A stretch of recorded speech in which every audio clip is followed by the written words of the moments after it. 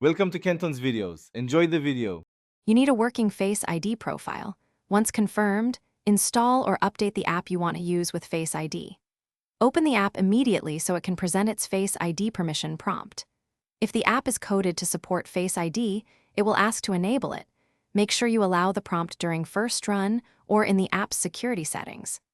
This initial interaction is the only moment the system will register the app for Face ID under iOS, so act now when prompted. Once you've accepted the app's Face ID request, head to Settings, then Face ID and Passcode, and authenticate with your passcode.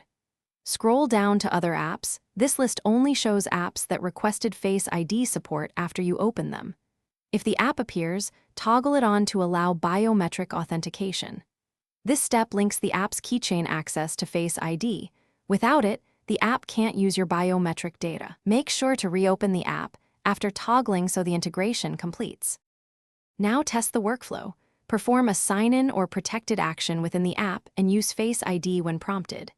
If the app never requested Face ID or doesn't appear under other apps, update both iOS and the app, uninstall and reinstall, then open it to trigger the prompt again. That sequence is often the only fix.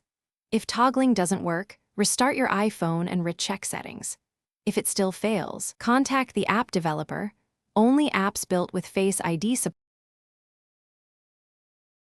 Thanks for watching. Consider subscribing if we helped you.